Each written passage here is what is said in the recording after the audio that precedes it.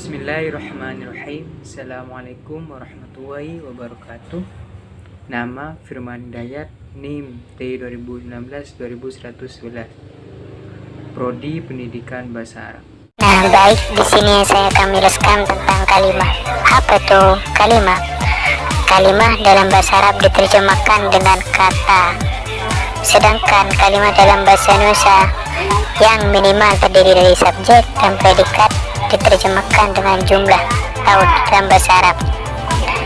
Kalimat atau kata ini dibagi menjadi tiga, yaitu kalimat fi'il, kalimat isim, dan kalimat huruf. Nah, baik, yang pertama itu kalimat fi'il. Apa itu kalimat fi'il? Kalimat fi'il adalah lafaz yang memiliki arti dan bersamaan dengan salah satu zaman yang tiga: zaman madi atau telah, zaman hal atau sedang, dan zaman istiqbal atau akan.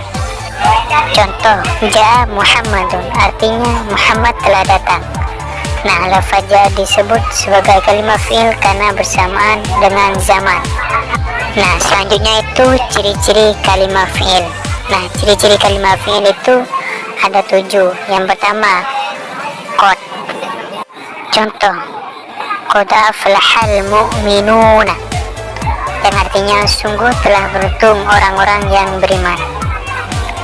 Nah, selanjutnya tanda ciri-ciri kalimat fi'il yang kedua itu sin tamfiz.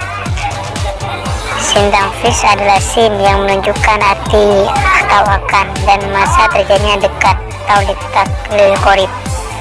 Sin tamfiz hanya masuk pada fi'il mudhari saja. Contoh, sayaqulu sufaha'u, yang artinya orang-orang bodoh itu akan berkata.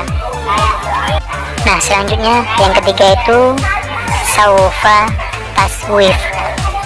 Saufa taswif adalah saufa yang menunjukkan arti akan namun masa terjadinya masih jauh atau lil ba'id. Contoh, saufa ta'lamuna, artinya kelak kalian semua akan mengetahui. Nah, selanjutnya ciri yang keempat itu tak taknis sakinah. Tak taknis sakinah adalah tak yang menunjukkan perempuan dan disukun. Nah, tak taknis sakinah hanya masuk pada fi'il madhi saja. Contoh, katabat, artinya dia perempuan telah menulis. Yang kelima, domir mutaharrik. Seperti contoh, doro betuh, artinya saya telah memukul. Nah, selanjutnya itu ciri-ciri kalimat fi'il yang keenam, nun taukid. Nun taukid adalah nun yang berfungsi menguatkan arti kalimat fi'il yang dimasuki. Contoh, yatribanna, dia laki-laki benar-benar sedang atau akan memukul. Nah, yang terakhir itu ya muannas mukhotabah, adalah ya menunjukkan perempuan yang diajak bicara. Nah, ya muannas mukhotabah di sini dapat masuk pada dua fi'il, yaitu fi'il mudhari dan fi'il amar.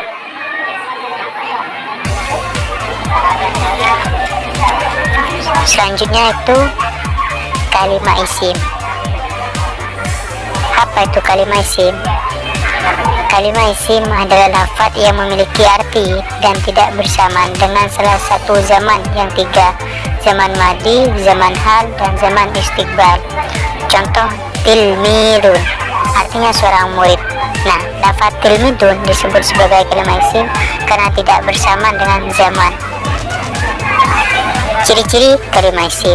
Nah, ciri-ciri kalimat isim ada 4. Yang pertama, bisa dimasuki al. Contoh, ar-rajulu. Yang kedua, bisa dibaca tanwin. Contoh, madrasatun. Yang ketiga, bisa dibaca jer. Contoh, kitabul ustadzi. Yang keempat, bisa dimasuki huruf jer. Contoh, fil masjidi. Nah, selanjutnya kalimat huruf. Kalimat huruf adalah kalimat yang tidak dapat berdiri sendiri. Ia akan selalu tergantung pada kalimat fi'il atau kalimat isim. Contoh, dakhala Muhammadun fil masjid. Lafaz fi disebut sebagai kalimat huruf karena tidak dapat berdiri sendiri dan membutuhkan kalimat lain.